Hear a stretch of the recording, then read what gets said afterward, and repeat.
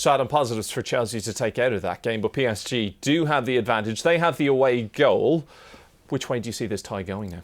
Well, there wasn't a lot between the two managers, even with what they were saying. They both seemed pretty satisfied, and they both see positives coming out of the game. Obviously, PSG have this 2-1 advantage, but that's a slender one in a two-legged affair, because that away goal could come in crucial. An early goal for Chelsea at Stamford Bridge, and the whole complexion of the game differs. What Chelsea have got at their disadvantage is just the amount of chances that PSG created.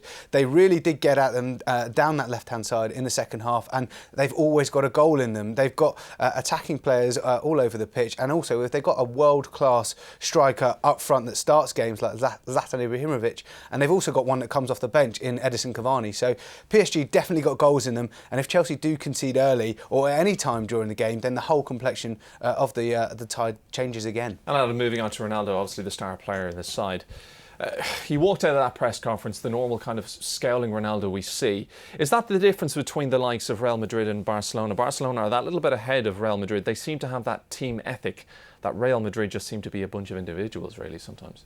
There does seem to be that cohesion with Barcelona. There's a lot of smiling faces, but that comes with just their style of play at the moment. I think their front three are always seen smiling and laughing, but it's mainly in celebration at goals. Ronaldo is not exactly celebrating on his own when he scores goals. There's still lots of joyous moments when you see them after they'd score goals, but Ronaldo is very much used to being the main deal at Real Madrid, and we hear rumours that he's slightly perturbed by Gareth Bale being signed for more money than he was at that point, and when he was, but that seemed to have gone away last season. But maybe when things aren't going well as an overall in the club, then these sorts of issues come up again. I actually don't mind the way Ronaldo dealt with that. You know, a lot of people would take offence. Oh, he threw a hissy fit, he stormed out. You know, as journalists, we sometimes ask questions that people don't like. He gave the perfect response. Name me a player who's scored more away goals than me, and the journalist who asked the question couldn't give him an answer.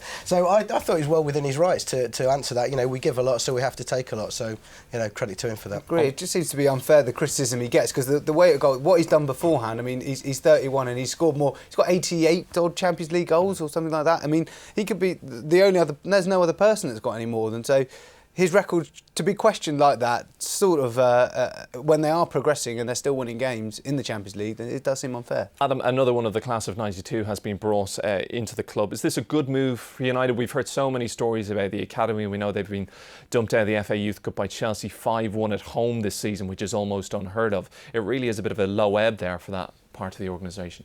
Well, there's always going to be a good sign when a former face comes back to the club. We were talking about Zidane just a short time ago. But, I mean, Nicky Butt is one of those players from the class of '92 that's thought of in such high regard, really. And there's nothing wrong with that. And he'll get more time and that will give him a chance to do his job properly. I mean, United, the current youth setup might be suffering slightly, but they are bringing through young players. You've got Jesse Lingard, who seems to be a regular in the first team.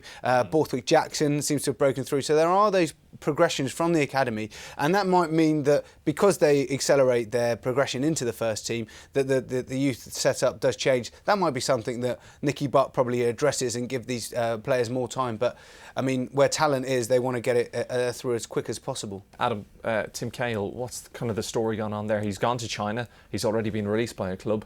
Seems very strange.